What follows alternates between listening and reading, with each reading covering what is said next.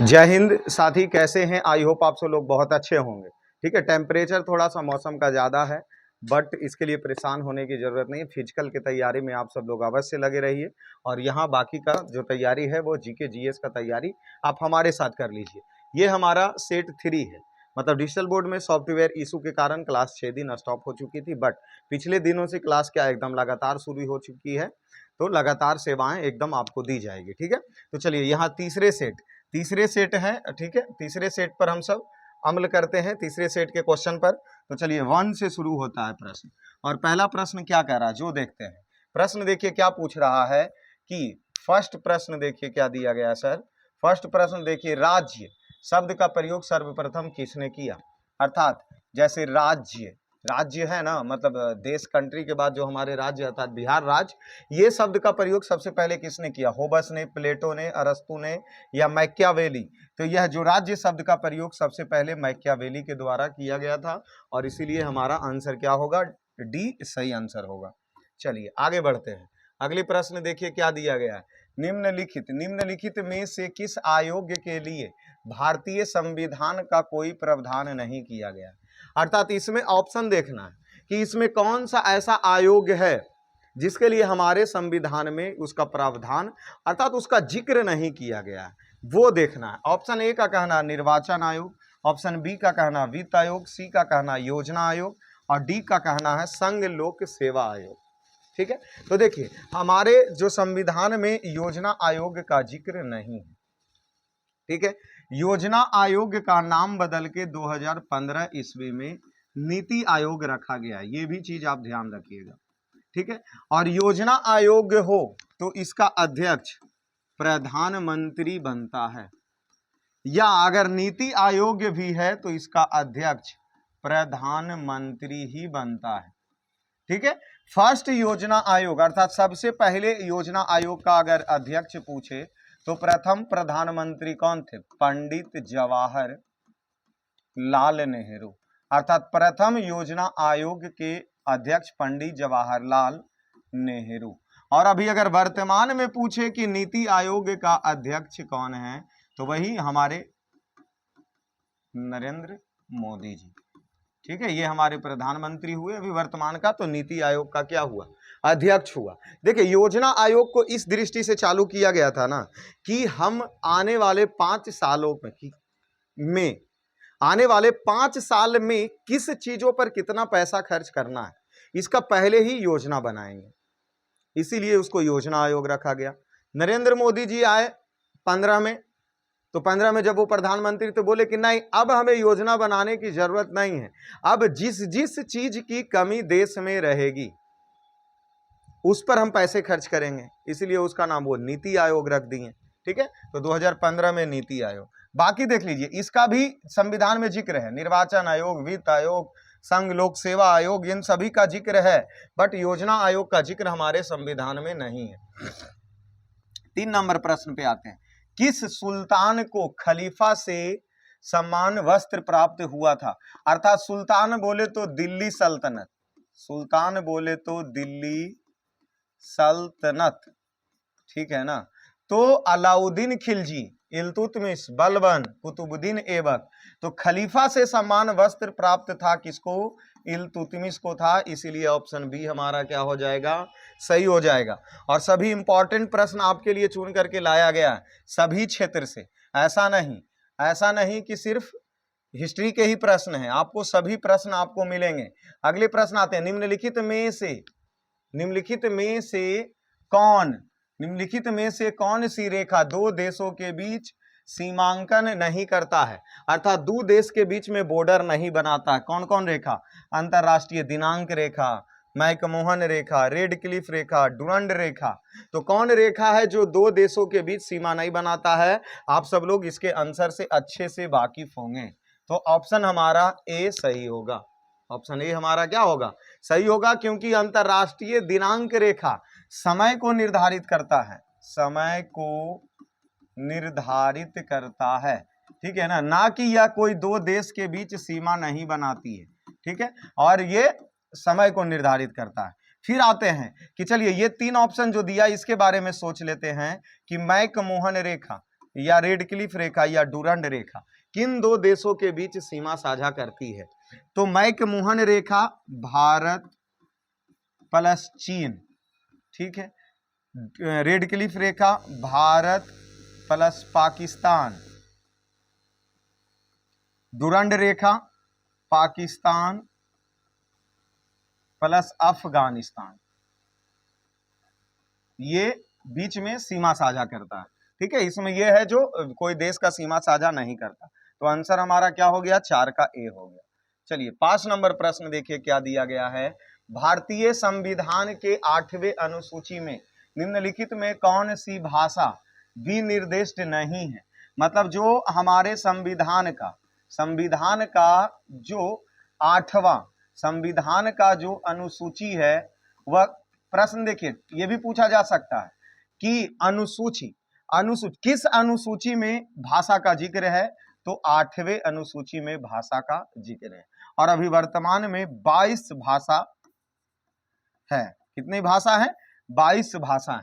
और उनमें से ये पूछा जा रहा है इनमें कौन सी भाषा उसमें शामिल नहीं है? तो उर्दू शामिल है, अंग्रेजी, सिंधी, संस्कृत। तो देखिए इसका सही आंसर अंग्रेजी हो जाएगा। अंग्रेजी में हमारे भारतीय संविधान में अभी भाषा ऐड नहीं किया गया, इसलिए आंसर कौन सा हो जाएगा? बी नंबर हो जाएगा कि ये हमारे संविधान में भाषा में जुड़ी हुई नहीं है। चलिए 6 नंबर प्रश्न आते हैं। भारत के किस राज्य की क्षेत्रफल एवं जनसंख्या, क्या जी? क्षेत्रफल प्लस जनसंख्या, क्षेत्रफल और जनसंख्या की दृष्टि से समान रैंक है किस राज्य का? तो वह राज्य हो जाएंगे मेघालय, क्योंकि मेघालय ऐसा राज्य कि जहां पर क्षेत्रफल और जनसंख्या दोनों बराबर है, समान दृष्टिकोण से, ठीक है। अब अगर बात पूछ लिया जाए कि भारत में क्षेत्रफल की दृष्टि से सबसे बड़ा राज्य, तो राजस्थान। और यही प्रश्न अगर पूछ दिया जाए भारत में जनसंख्या की दृष्टि से सबसे बड़ा राज्य, तो उत्तर प्रदेश, ठीक है। चलिए हमारा ये हो गया ऑप्शन बी। अब आगे बढ़ते हैं, ठीक है, अगले प्रश्न की ओर। अगला प्रश्न देखिए क्या कर रहा, निम्नलिखित में से कौन सा कर अप्रत्यक्ष कर है? पूंजी अभिलाभ कर, जैसे देखिए कर बोले तो टैक्स हुआ, और टैक्स 2 प्रकार से लिए जाएंगे, एक प्रत्यक्ष कर और दूसरा अप्रत्यक्ष कर। जैसे प्रत्यक्ष कर में आपको पता होगा कि पैसा कहां लिया जा रहा है, और अप्रत्यक्ष कर में पता आपसे नहीं चलेगा कि पैसा किस हिसाब से हमसे लिया गया। तो इसमें यही चीज पूछा जा रहा, पूंजी अभिलाभ कर या उत्पादन शुल्क या धन कर या संपाद कर। तो देखिए अप्रत्यक्ष रूप से उत्पाद शुल्क लिए जाते हैं, धन कर टैक्स हम सबसे जो 2 लाख से ज्यादा है तो 2.5% या इसी हिसाब से जो हमारा जीएसटी टैक्स जो दिया गया है वो प्रत्यक्ष रूप से आपको बतलाएगा। जैसे अगर कोई सामान हम खरीदते हैं तो वहां पर एक लिस्ट ओपन होता है कि इतना जीएसटी कटा वगैरह वगैरह, वहाँ टैक्स लिखा हुआ रहता है, तो वो प्रत्यक्ष हो गया। लेकिन उत्पाद शुल्क में जो हमारा है वो एक अप्रत्यक्ष कर है। कौन कर है? अप्रत्यक्ष कर है। चलिए आगे बढ़ते हैं 8वें नंबर प्रश्न। क्या कह रहा, विच्छेदक नदी के घुमाव में बनी झील क्या कहलाती है? प्रश्न क्या पूछ रहा, विच्छेदक नदी झील, विच्छेदक नदी के घुमाव में बनी, जैसे इस हिसाब से नदी आया ऐसे मुड़ करके ऐसे फिर से, तो यहाँ का पानी कुछ कुछ रुक जाएगा, ठीक है ना। तो इस हिसाब से जो घुमाव में बनी झील को क्या कहते हैं? प्लेया झील, उल्काम्या झील, ऑक्सबो झील या कटोराकर झील, कौन झील के नाम से जाना जाता है? तो देखिए उसको हम सब बोलेंगे क्या कि वह जो झील है वो ऑक्सबो झील के नाम से जाना जाता है, ठीक है, ऑक्सबो झील। तो ऑप्शन हमारा सी क्या हो जाएगा? सही हो जाएगा। चलिए आगे बढ़ते हैं, 9 नंबर प्रश्न की ओर बढ़ते हैं। क्या पूछ रहा, झील अथवा तालाब के सतह पर जल पर प्लावक के तेजी से बढ़ने वाले पुंज क्या कहलाते हैं? क्या प्रश्न पूछा कि झील अथवा तालाब के सतह, जो पानी का ऊपरी सतह होता है उस पे पालवक के तेजी से बढ़ना, किसका? पालवक का तेजी से बढ़ने वाले पुंज क्या कहलाते हैं? सुपोषण, जल प्रस्फुटन,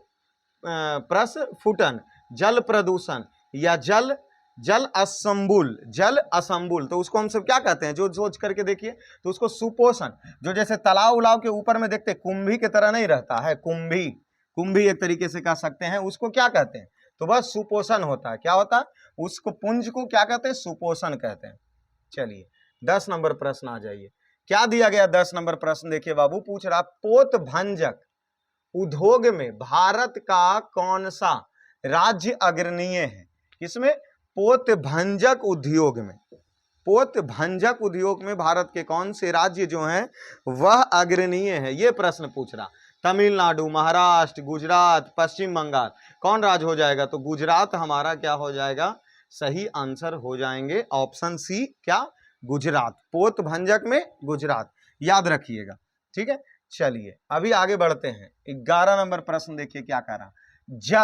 जल मार्गरेट थैचर, ठीक है, मार्गरेट थैचर प्रधानमंत्री, जल नहीं जब ये होगा, ठीक है, जब मार्गरेट थैचर प्रधानमंत्री थे उस समय किस देश के साथ ब्रिटेन ने फ्रोकलैंड द्वीपों पर नियंत्रण प्राप्त करने के लिए युद्ध लड़ा था? चिली, अर्जेंटीना, ब्राजील या उपयुक्त में से कोई नहीं? तो देखिए ऑप्शन जो डी होगा वो तो गलत हो जाएंगे, क्योंकि उपयुक्त में से कोई नहीं तो हो ही नहीं सकता। ठीक है, तो इसमें है जो नियंत्रण पाने के लिए अर्जेंटीना देश के साथ क्या लड़े थे? युद्ध लड़े थे। ठीक है, अभी गर्मी थोड़ा ज्यादा है, जैसे देख रहे हैं पसीना से पूरा फैन भी चल रहा, थोड़ा सा फैन तिरछा हो गया इसीलिए बार बार उधर जाना पड़ता है कि ताकि हवा आए। अभी गर्मी का टेम्परेचर काफी अच्छा खासा चल रहा है। इससे बचने के लिए एकदम श्वेत सफेद सूती वस्त्र का प्रयोग करें, साथ में पानी अवश्य पिए ज्यादा से ज्यादा। जब ऐसा लगे कि पसीना ज्यादा चल रहा है तो बॉडी तो ऑलरेडी पानी खो ही दिया, क्योंकि हम सब एएलपी में ये चीज जिक्र कर चुके हैं, तो उस समय आराम से 1 लीटर पानी पी लीजिए, क्योंकि बॉडी को तापमान अगर नियंत्रित करना है तो उसके लिए हमें पानी चाहिए, तभी वाष्प आएंगे और वाष्प आके वाष्पोत्सर्जन की क्रिया होगी, शरीर को ठंडक महसूस होगा। जैसे देखिए ना कितना भींग चुके पसीना चलने के बाद भी, लेकिन फिर भी कोई परेशानी होने की जरूरत नहीं है। तो इसी प्रकार जैसे आप बिहार पुलिस का अगर तैयारी करते होंगे तो फील्ड पे तो जाना तय है। ठीक है, तो उस समय बोतल अवश्य रखें, पानी का 1 बोतल अवश्य रखें। ठीक है, चलिए आ जाते हैं अगले प्रश्न। महात्मा गांधी की विश्व में सबसे लंबी मूर्ति कहाँ स्थित है? चंपारण में, पटना में, लखनऊ में या राजकोटा में? तो ये पटना में है हमारे। ठीक है, पटना के गांधी मैदान, आप सब गए हैं ना कभी, तो गांधी मैदान में देखें गांधी जी का एकदम सबसे बड़ी मूर्ति है जो विश्व के सबसे लंबी मूर्ति है। ऑप्शन बी हमारा क्या हो गया? सही हो गया। चलिए आगे प्रश्न चलते हैं। क्या पूछ रहा? कलिंग युद्ध जो अशोक के द्वारा लड़ा गया था, कलिंग के विरुद्ध अशोक के अभियान के जानकारी मुख्य स्रोत निम्नलिखित में से कौन से? मतलब अर्थात कलिंग युद्ध का वर्णन किस अभिलेख में है? स्तंभलेख 7, महावंश, दिव्य वंदन, शिलालेख 13। तो ये सब तो बी और सी गलत हो जाएगा। आप कंफ्यूज अगर होते तो स्तंभलेख 7 में या शिलालेख 13 में, तो ये शिलालेख 13 में कलिंग युद्ध का वर्णन है। ठीक है, हमेशा याद रखिएगा 13 में। ठीक है, शिलालेख 13 में कलिंग युद्ध का क्या वर्णन है। चलिए अगले प्रश्न की ओर चलते हैं। निम्नलिखित में से किस राज्य ने नीम का वृक्ष को राज्य वृक्ष अंगीकृत किया है? कौन सा राज्य? देखिए नीम वृक्ष को अपना राजकीय वृक्ष घोषित करने वाले राज्य कौन सा है? महाराष्ट्र, तमिलनाडु, केरल, आंध्र प्रदेश। कौन से राज्य? सोच करके देखिए, नीम के वृक्ष को राजकीय वृक्ष घोषित करने वाले राज्य हैं आंध्र प्रदेश। क्या हो गया? आंध्र प्रदेश। चलिए डी हो गया। 15 नंबर प्रश्न की ओर आते हैं। क्या दिया? समोच्च रेखा समान खाली स्थान के स्थानों को जोड़ने वाली काल्पनिक रेखा। सोच करके देखिए, साइंस के प्रश्न में चले गए हम। किस प्रश्न में? साइंस के प्रश्न में चले गए हैं। साइंस का प्रश्न है। ठीक है, साइंस का प्रश्न क्या पूछ रहा कि जो समोच्च रेखा समान रेखा के स्थलों को जोड़ने वाली, किसको जोड़ता? बारिश को, आर्द्रता को, उच्च ताप को या तापमान को? तो उच्च ताप। जो समोच्च रेखा उच्च तापमान को स्थलों को एक साथ जोड़ने वाली एक क्या है? रेखा है। इसलिए 15 का आंसर क्या हो जाएगा? सी हो जाएंगे। ठीक है, चलिए अभी 16 नंबर प्रश्न पे चलते हैं। 16 नंबर प्रश्न देखिए क्या दिया। 16 नंबर प्रश्न ये दिया ना, सरकारी शेयरों का निजी कंपनी को बेचना ... कहलाती है। जब कोई भी सरकारी शेयर है उसको किसी निजी के हाथों में बेच देना क्या कहलाता है? निवेश, विनिवेश, केंद्रीयकरण या विकेंद्रीयकरण। तो देखिए उसको हम सब विनिवेश के नाम से जानते हैं। जैसे अभी हम सब ये देखते हैं ना कि जैसे रेलवे पूरा प्राइवेट हो चुका है, अर्थात विनिवेश हो चुका है कि जो सरकारी था उसको किसी निजी व्यक्ति के हाथों में क्या कर दिया गया, बेच दिया गया। अब जैसे ही रेलवे की वैकेंसी, अगर हम रेलवे की वैकेंसी की बात करें तो कम हो जाएगा। क्यों कम हो जाएगा? कि जैसे रेलवे अगर ग्रुप डी में भी 30,000 रुपया अगर सपोर्टेड किसी को मिलता है व्यक्ति को, अब वो ग्रुप डी के कर्मचारी जो मतलब कोई भी अगर ग्रुप डी जैसे कार्य में अगर कोई व्यक्ति को रखेगा तो ठेका पर रखेगा, और ठेका पर 10 से 15,000 रुपया, 10 से 15,000 में उसको क्या कर लेगा, रख लेगा। अब यहाँ तो नुकसान है ही है, इसीलिए तो बोला जाता है अपने देशों को बेचना, विनिवेश। लेकिन अब इसको इकोनॉमिक्स की दृष्टि से देखें तो विनिवेश कहलाता है। ठीक है, चलिए आगे बढ़ते हैं। 17 नंबर प्रश्न देख लीजिए क्या कह रहा। भारत का वह कौन सा प्रथम राज्य है जिसने खाद्य सुरक्षा अधिनियम बनाया? मतलब खाने वाले जो खाद्य सुरक्षा है उसका अधिनियम बनाने वाले कौन से राज्य हैं? छत्तीसगढ़, गुजरात, तमिलनाडु या बिहार? भाई बिहार तो हो नहीं सकता, ऐसा मत आप सब सोचिएगा कि बिहार के एग्जाम देने गए हैं तो इसका आंसर क्या हो जाएगा, बिहार हो जाएगा। तो खाद्य सुरक्षा सबसे पहले गुजरात में। ठीक है, तो खाद्य सुरक्षा अधिनियम बनाया कौन राज्य? गुजरात बनाया।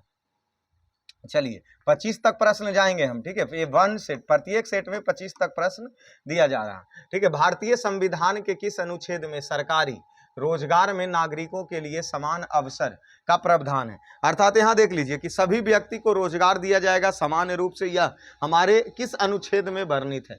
क्या भारतीय संविधान के किस अनुच्छेद में सरकारी रोजगार में नागरिकों के लिए समान अवसर दिया जाएगा? अनुच्छेद 22, 16, 20, 25। तो अनुच्छेद 22 इसका सही आंसर हो जाएगा कि अनुच्छेद 22 में ऐसा जिक्र है कि सभी व्यक्तियों को सरकारी रोजगार में समान अवसर दिए जाएंगे। तो ऑप्शन हमारा ए हो गया। चलिए अभी आगे चलते हैं। अगले प्रश्न 19 नंबर क्या करा? 19 नंबर प्रश्न, लुई पत्थर, जो लुई पत्थर है किस में रूपांतरित हो जाते हैं? जो लुई पत्थर किस में रूपांतरित हो जाएंगे? सेल खड़ी में, स्लेट में, क्वार्टज में या मार्बल में? तो इसका आंसर हो जाएगा क्वार्टज। क्या हो जाएंगे? क्वार्टज। लुई पत्थर किस में रूपांतरित? तो क्वार्टज में।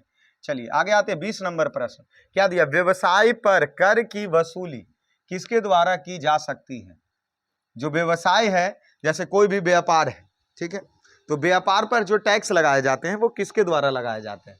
केवल राज्य सरकार के द्वारा, राज्य और संघ दोनों सरकार के द्वारा, केवल पंचायत या केवल संघ सरकार के द्वारा? पंचायत को तो भूल जाइए, दोनों को भी भूल जाइए, ठीक है ना। संघ सरकार टैक्स नहीं लेगा, राज्य सरकार आपको लेंगे टैक्स। तो केवल राज्य सरकार द्वारा वसूली, व्यवसाय पर राज्य सरकार का टैक्स लिया जाता है। इसीलिए 20 का आंसर क्या हो जाएगा? ए हो जाएगा। ठीक है, अब चलते हैं 21 के नंबर की ओर। ठीक है, 21 नंबर प्रश्न देखिए क्या पूछा है। निम्नलिखित में से क्या लोकतांत्रिक स्थिति के प्रतिकूल है? मतलब लोकतंत्र पर बुरा प्रभाव पड़ता है किसके कारण? तानाशाह के कारण, गणतंत्र, समाजवाद, राजतंत्र। तो देखिए जब तानाशाह बढ़ती है तो लोकतंत्र खतरा में चला जाता है। ठीक है, तो लोकतांत्रिक स्थिति में एकदम प्रतिकूल प्रभाव पड़ेगा जब तानाशाह देश में जागेंगे। ठीक है, तो 21 का ए हो जाएगा। चलिए अभी चलते हैं 22 नंबर प्रश्न क्या दिया? निम्नलिखित में से क्या पूंजी का कार्य नहीं है? मतलब कौन है जो पूंजी का कार्य नहीं है? मूल्य अंतरण, मूल्य संग्रह, कीमत स्थिरीकरण या मूल्य मापन। तो देखिए किसी भी चीज का कीमत को स्थिर कर देना वह पूंजी के कार्य नहीं होते हैं। तो पूंजी का कार्य नहीं है तो कीमत का स्थिरीकरण। चलिए 23 नंबर प्रश्न देखते हैं क्या दिया गया। बंद अर्थव्यवस्था का क्या अर्थ है?